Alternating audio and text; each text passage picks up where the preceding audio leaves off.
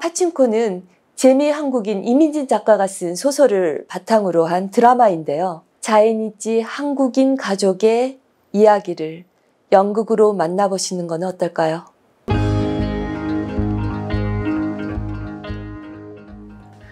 안녕하세요. 문스테이지입니다. 문스테이지는 희곡문학과 연극 스테이지를 소개해드린 컨텐츠인데요. 저는 문스테이지의 기획과 진행을 맡은 연극배우 문혜주입니다. 앞으로 좋은 작가와 작품을 공연 소식과 함께 소개해드리도록 하겠습니다. 오늘 첫 번째로 소개해드릴 작품은 물고기 축제의 유미리 작가입니다. 유미리 작가는 1978년 일본에서 태어난 제일 한국인 3세 희곡 작가이자 소설가입니다. 이번 공연은 공연제작센터 제작, 윤광진 연출에 의해서 5월과 6월 3주간 대학로의 연우소극장에서 무대에 올려지게 됩니다. 1993년에 쓰여진 이 희곡은 일본에서 발표된 그 다음해인 94년에 국내에서 초연됐었는데요. 윤광진 연출이 당시 초연을 맡았고 이번에 28년 만에 다시 이 희곡을 무대에 올리게 된 거죠. 물고기 축제는 여전히 빛을 발하는 작품이다. 무대 위에서 그 인물들을 새롭게 만나고 싶다.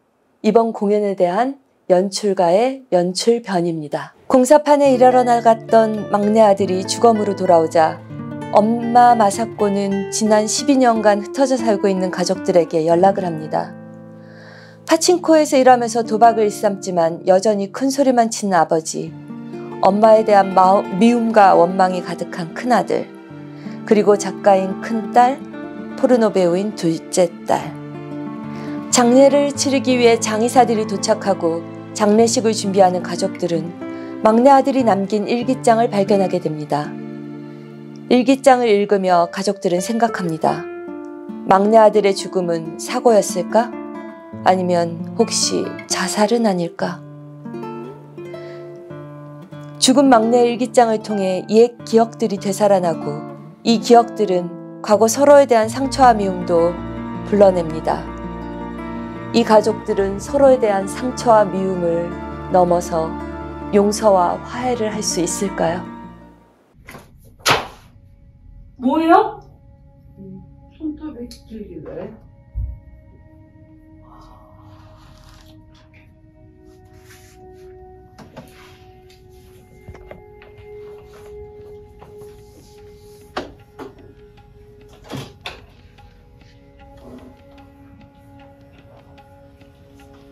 후유 얼굴만 없네. 아, 옛날에 찍은 거야. 우리 가족 전부 해수욕장 갔을 때 너희 아버지가 찍은 거지. 후유가 앨범에서 뜯어온 거예요. 집 나올 때. 후유가 왜 자기 얼굴만 뜯어냈을까요? 왜 후유 얼굴만 있지?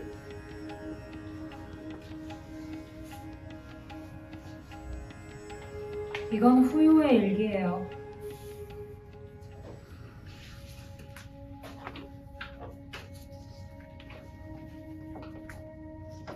도덕 시간에 선생님은 나에 관한 일을 주제로 삼았다.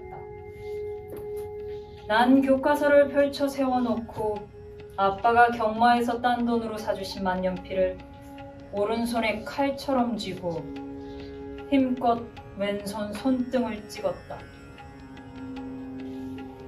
몇 살 때일까?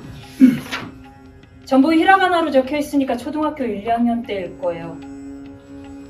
잉크색도 변했고 옛날 일이에요.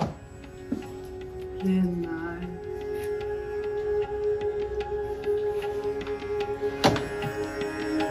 후유기? 후유기야, 혼자 왔나 봐. 아니, 건드리네. 아버지랑 똑같아. 방송 박치를 후유기가 12년 만인가?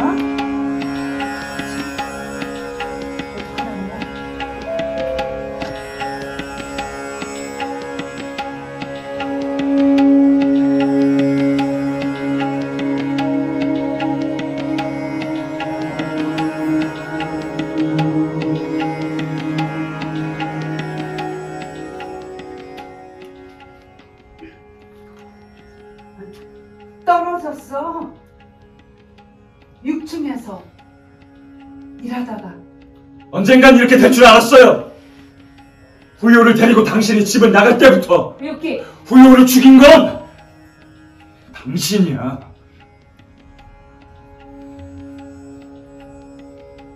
넌 아무것도 몰라. 넌 내가 후요랑 어떻게 살아왔는지 아무것도 몰라. 알고 싶지도 않아요. 남자를 집구석으로 끌어들인 건 어떻고? 여기 그만해! 난 사실대로 말한 것뿐이야. 아무것도 몰라. 나도 최선을 다했어.